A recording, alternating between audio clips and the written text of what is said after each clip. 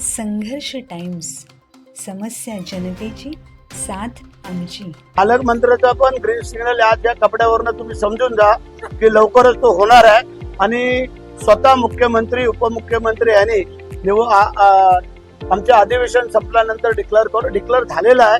फक्त ते तुम्हाला कागदोपत्री डिक्लेअर करतो सांगितलं.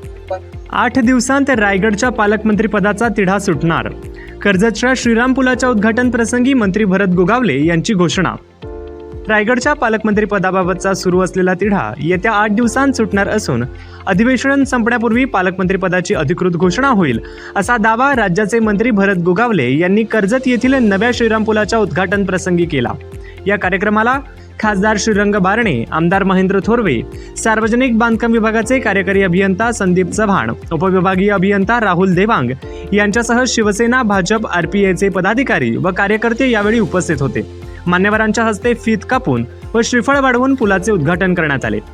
उल्हास नदीवरील जुन्या श्रीराम पुलाचे सातत्याने होणारी वाहतूक कोंडी लक्षात घेऊन शेजारीच नवीन पूल उभारण्यात आलेला आहे. या पुलासाठी सुमारे 6 कोटी 30 लाख रुपयांचा निधी मंजूर करण्यात आलेला होता.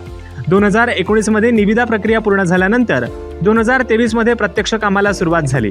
पुलावर 7 स्तंभ, 2 अबटमेंट तसेच 8 कमानी उभारण्यात आलेल्या असून कर्जत शहर, दहिवली परिसर तसेच मुरबाद, कर्जत, खोपोली या मार्गावरील वाहतुकीला मोठा दिलासा मिळणार आहे. काळजी करायचं नाही आहे. आम्ही थांबलो ना 1.5 वर्ष की आम्ही ज्या गोष्टीची वाट पाहत होतो, आम्ही सगळे जवळ आलो आणि आता ते पद पण तुम्हाला येत्या 1-8 दिवसामध्ये डिक्लेअर केलं जाईल. काळजी करायचं कारण नाही आहे.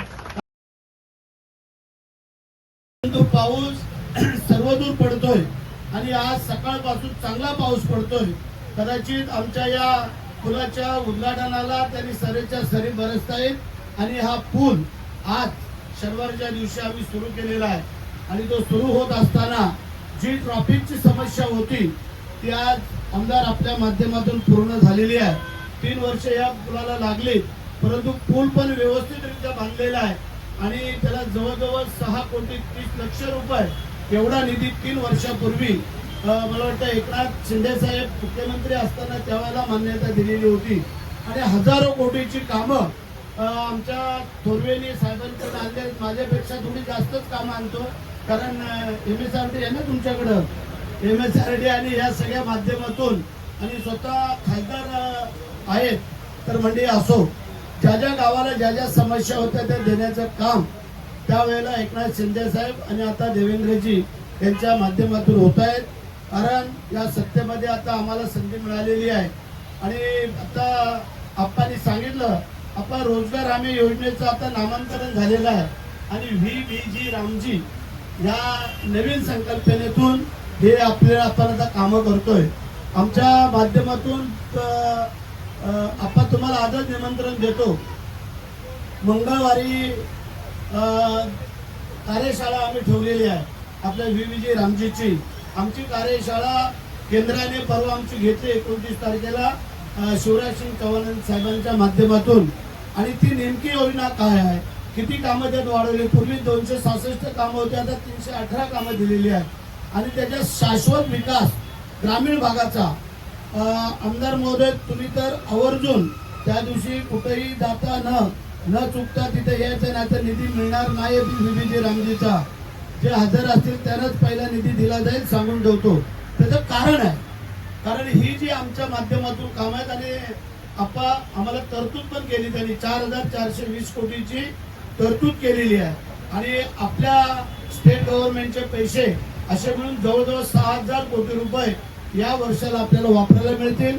त्यातले 3,000 कोटी पगार आणि ह्याला जातील आणि 3-3.5 कोटी रुपये आपल्याला हा विकासामध्ये नेमकं काय. तुम्हाला ते पत्रक दिलं तर जवळजवळ 20 मिनिटं तुम्हाला ते पत्रक वाचायला लागल. कारण 318 कामं वाचत असताना नेमकी ग्रामीण पायाभूत सुविधांसाठी काय आपला त्याच्यामध्ये उपयोग आहे. त्यामध्ये थोडक्यामध्ये सांगतो भाऊ आप्पा की त्याच्यामध्ये ग्रामपंचायत कार्यालय, अंगणवाडी, बालवाडी, शाळागृह, स्मशानगट्टा, सिमेंटचे बंधारे, त्यानंतर शेतीची सर्व कामं, फुल लावगड, फळ लावगड, त्यानंतर भाजीपाला, या सगळ्या कामांचा त्याच्यात समाविष्ट केलेला आहे. त्यानंतर पूर्वी 100 दिवसांचा रोज होता, आता तो 125 दिवसांचा केलेला आहे. आणि उरलेला जो काय रोज आहे तो आम्ही गव्हर्नमेंट आपल्या महाराष्ट्र शासन देणार. पूर्वीचा रोज होता जो 297 रुपये, तो आज त्यांनी केला 317 रुपये. त्यामध्ये आणखीन आम्ही वाढ करून तो 350 ते 400 रुपयाच्या जवळपास रोज कसा दिला जाईल हा आम्ही विचार करतो. आणि ज्या गरिबांना, आदिवासी बहुल पाड्यांना, ह्या लोकांना हा व्यवस्थितरित्या त्यांना रोजगार मिळेल आणि तुमची कामं होतील.